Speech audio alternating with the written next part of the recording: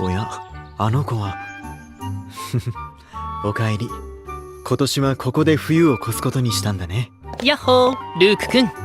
遠くを見つめちゃってどうしたの？やあ、ケイトくん。春に学園を巣立った小鳥が戻ってきたようでね。元気にやっているようで何よりだ。小鳥ってあの遠くにいる鳥のこと？普通の鳥だし、戻ってきたことは限らないんじゃない？いや、確かに同じ鳥だよ。それぞれ顔立ちや体つきに違いがあるから間違いないさ。ケイ君にはわからないかな。あ、そうだ、話は変わるんだけどさ、明日ってルークくんの誕生日だよね。おうらら、私の誕生日を覚えてくれていたのかい？感激だな。もちろん、同級生の誕生日をこのケイ君が忘れるわけないでしょ。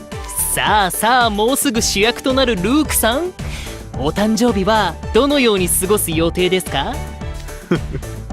そうだね、こうして良き友に祝ってもらえて、いつも通りに過ごせればそれで十分かな。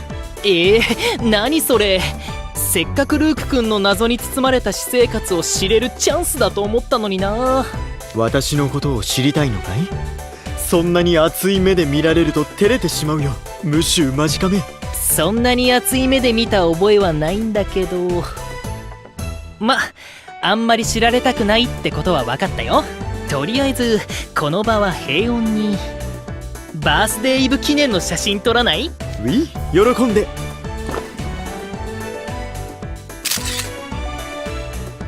お、ルークくんナイススマイル。あ、いいこと思いついたかも。写真は後で送るね。楽しみにしているよ。それではね、ケイトくん。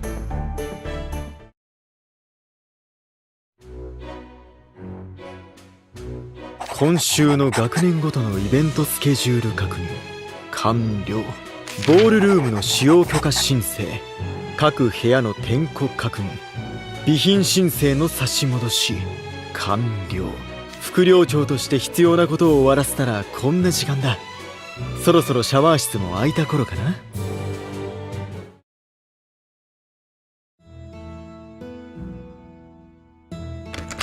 寮生おすすめのヘアマスクを使ったおかげか、今日はいつもより髪の手触りが滑らかだ。特別な予定の前はスペシャルケアをしておかなければね。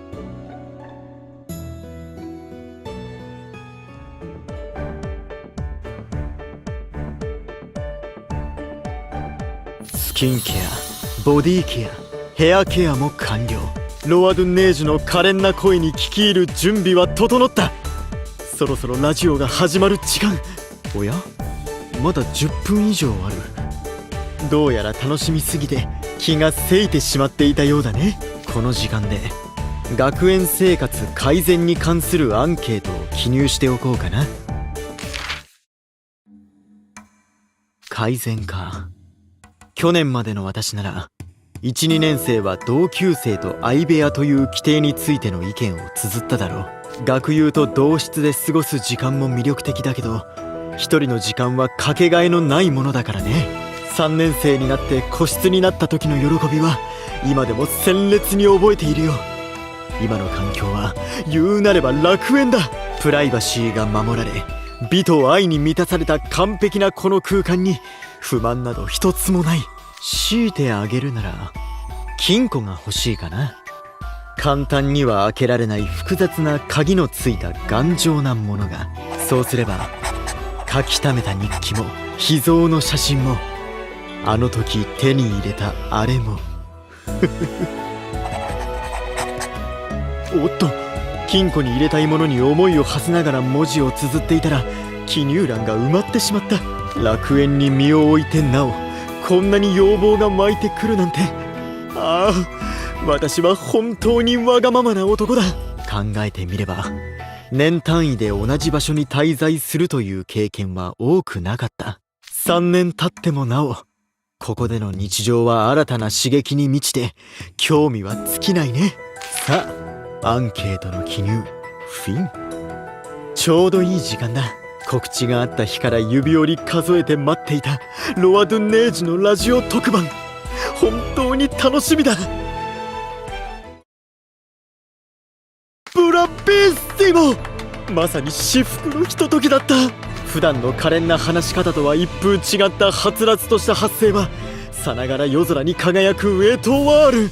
くるくると変わっていく話題はカレイドスコープのようなきらめきで私の心を魅了する。番組内で触れていた新しいお仕事とは何だろう。ああ、情報解禁が待ち遠しい。とりわけ近況報告に関しては雑誌や収録した番組にはない生放送ならではの情報の鮮度を感じたよ。つい食べ過ぎてしまったという差し入れのパイはどこのお店のものだろうか。確かあの撮影スタジオの近くに有名なパティスリーがいくつかあったはず。新規の現場なら次のドラマで共演する俳優さんは大の甘党として有名な方だ。この人の出演番組や SNS を調べれば何かヒントを得られるかもしれない。後でチェックしよう。もう一度聞き返しながら感想の手紙を。いや、その前にこの溢れる思いを全て日記に書き綴らなければ。ラジオの感想はこんなところだろうか。全ての言葉が尊くて半ば書き起こしのようになってしまった。他に今日私の心を震わせたことはケイト君が誕生日を覚えていてくれたこと。嬉しかったな。ああ、そうだ、久々にあの子に再会できた喜びもしっかり記録しておこう。今日も実に充実した一日だった。明日はどんな美しいものに出会えるのだろうね。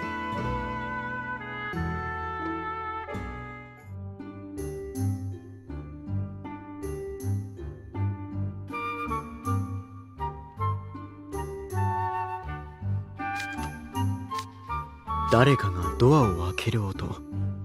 そうか、今日は陸上部の朝練がある日だね。物音がするとすぐに目が覚めてしまう。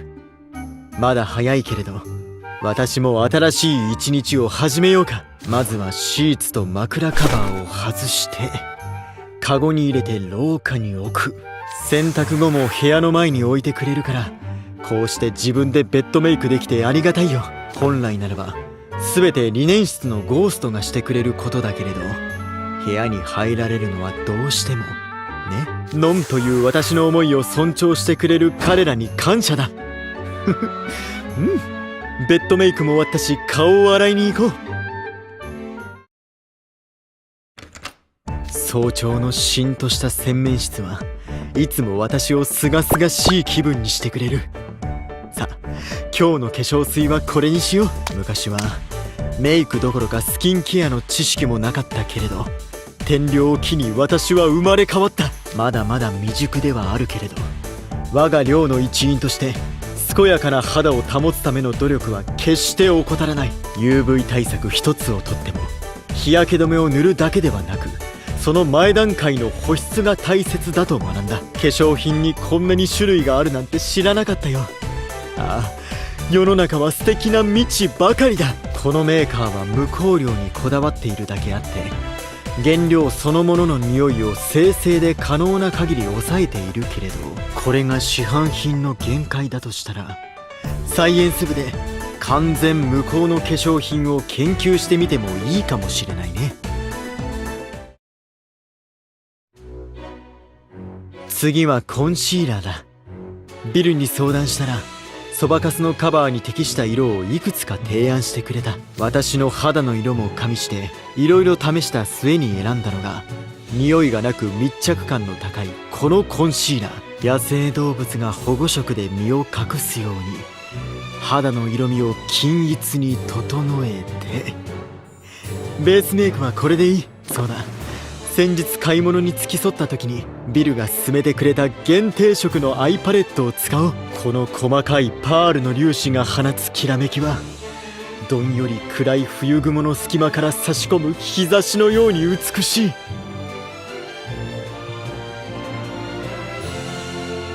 ラ・パーフェクション。我ながら誕生日にふさわしい仕上がりになった。寮生たちが起き出したようだ。あと10分もしたら洗面室が混雑するだろうね。制服に着替える前に間近目をチェックしておこうかな。ロワドゥ・ネージュに関する投稿はおや0時ちょうどにメッセージが届いている。これは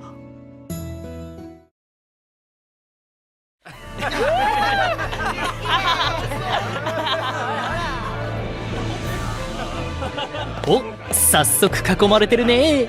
これぞ誕生日の朝って感じ。ルークくん、誕生日おめでとう。さすがポムフィオーレ寮生、今日のメイクすっごくいい感じだよ。メルシー、ケイト君。それから日付が変わると同時に届いていたメッセージにも感激したよ。美しいデコレーションが施されている上に心温まるメッセージまで。喜んでもらえてよかった。ってことで誕生日祝いの1枚も撮っちゃう？ウィー。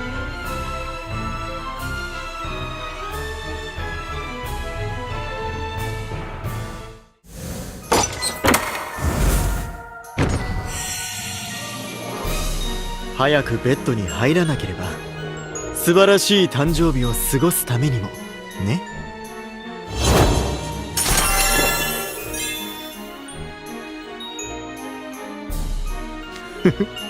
夢の中で一足早く皆に祝福されてしまったよ。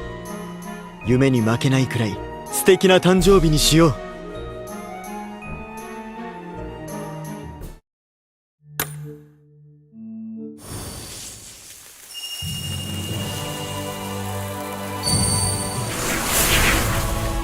誕生日の主役らしく華やかに相応の装いを考えるのは難しくも心が躍る。